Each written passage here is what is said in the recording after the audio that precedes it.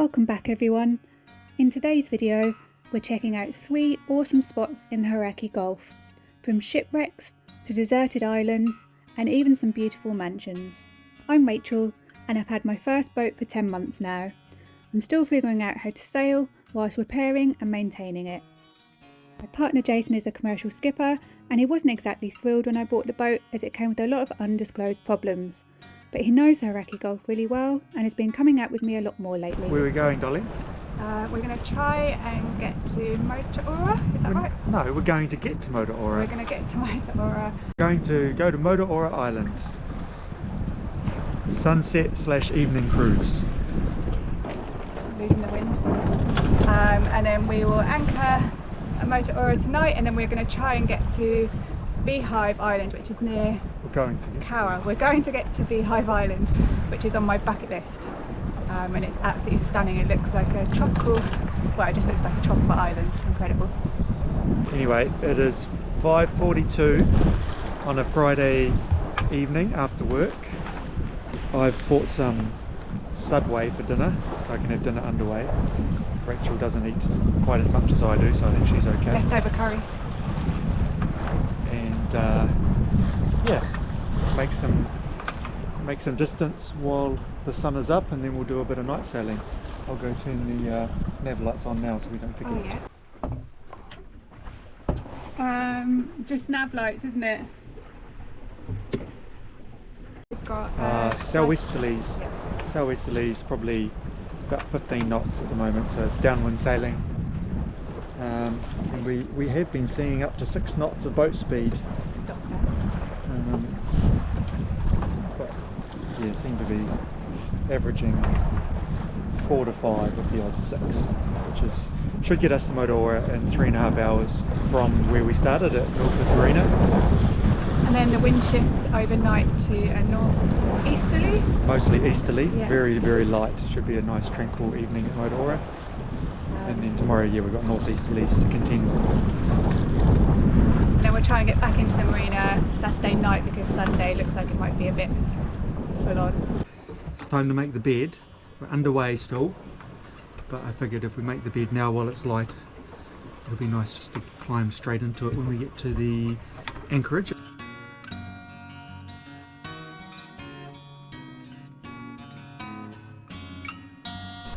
Just needs blankets.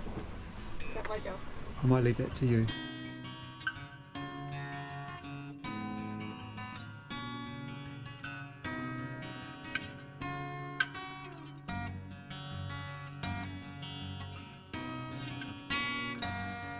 So we've got either fleecy sheets or normal sheets, and I think it's going to be 5 or 6 tonight, so we'll go fleecy sheets.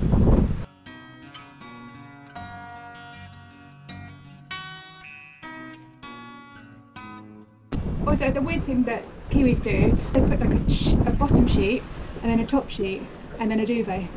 Strange. That would do.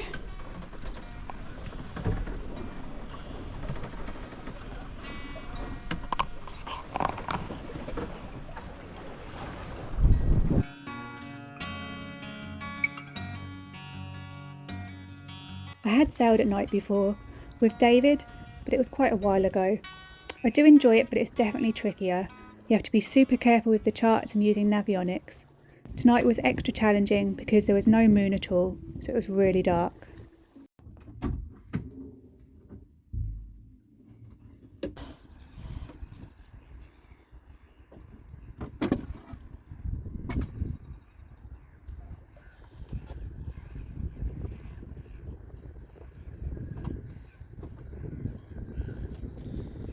After spending the night at anchor at Motuora Island, we woke up early to see the forecast had changed quite a bit since the evening before.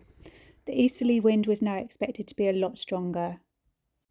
With the change in forecast in mind, our plan stayed the same: sail to Motorea Island first, then on to Cowell, and back home via Beehive Island. The only difference was that we'd reef both sails diligently.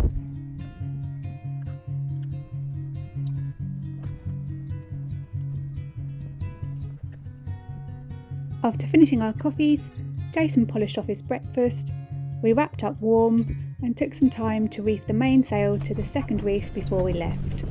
We figured it's easier to shake it out later than try to add a second reef while underway. I was going to go that way. This will be a what tack? That side tack. Starboard tack. So the sail is currently in the right position for that. Yeah, that's what I'm doing. We sailed off of anchor and set off, heading in the direction of Motuora Island first.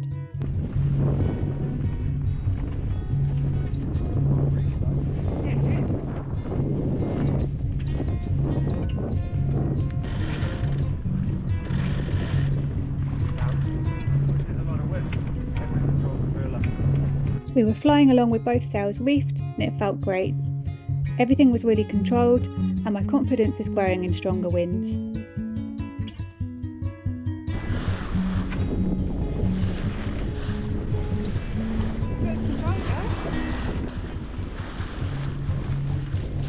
Constantly checking navionics to make sure we're not going to hit anything.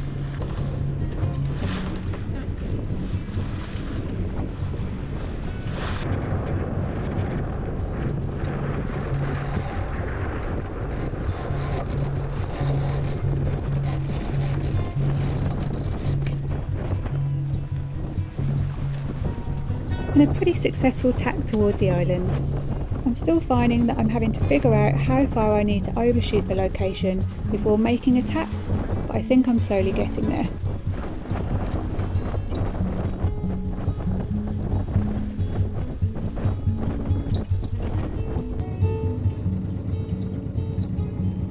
We made our way into the bay, with Jason at the bow ready to drop the anchor, and I'm keeping an eye on the deck beneath us.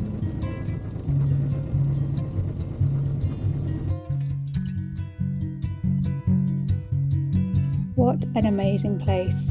Motuora Island, nestled in the northeastern Hauraki Gulf, is about 24 nautical miles from Auckland Harbour and just over 5.5 kilometres from Bonaccord Harbour on Kawau Island. It's home to the Rira Wreck, a 300-foot, 3-mast ship which was intentionally scuttled in 1930 by island owner Charles Hanson to serve as a breakwater.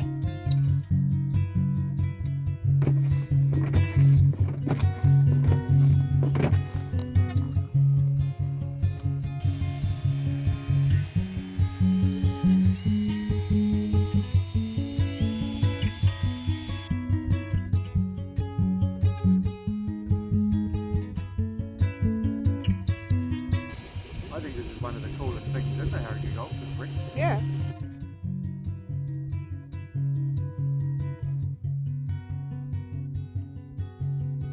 The rudder. That's the rudder, is it?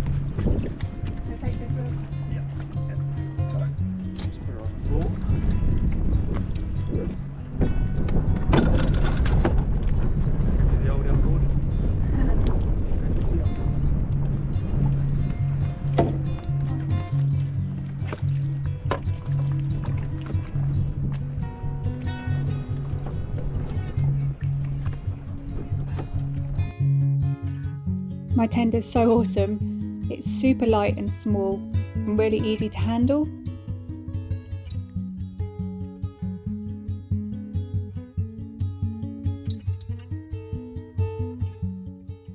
It's like a marine reserve.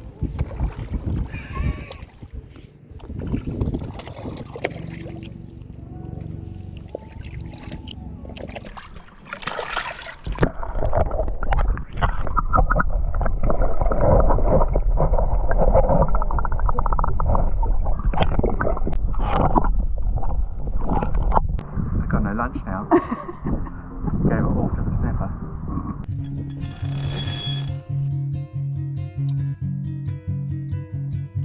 After a lovely stop at the wreck, where the bay was really sheltered and warm, we got the boat back underway and headed over to Cowell Mansion House.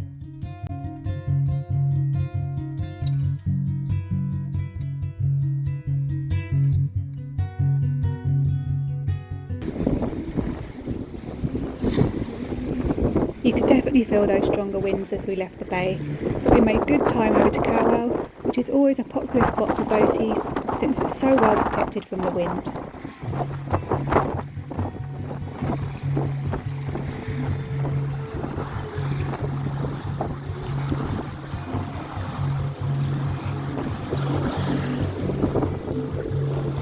We made a quick stop in the sun, enjoying the shelter of the island, grabbed some quick lunch and had a little explore around the bay. Kawau Island is famous for its historic mansion, built in the 1840s by Sir George Grey. It's got gorgeous gardens, heaps of history, and a must-see if you're visiting Auckland. Before settling in, we had double-checked navionics to see how long the trip might take at an average of 5 knots. We need to be back at Milford by high tide, so timing's really important. Navionics predicted about 4 hours and 49 minutes for roughly 24.4 nautical miles. Next stop is a goal I set myself when I bought this boat, sailing to Beehive Island. Beehive Island is basically a leftover from ancient volcanic activity, part of the Hauraki Gulf's volcanic field, now a small rocky island with some greenery. Goal ticked and feeling thrilled, we headed back towards Tiritiri Matangi, and immediately things felt noticeably rougher.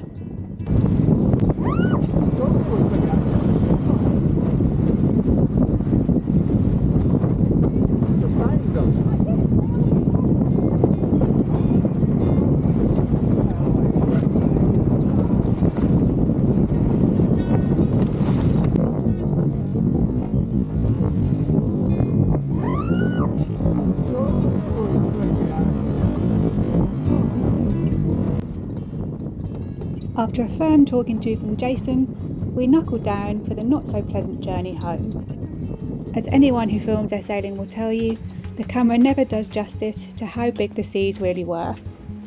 And this is the moment where I made a mistake, going into the cabin for just a few moments, which instantly hit me with a wave of seasickness that lasted the whole 4-hour journey back.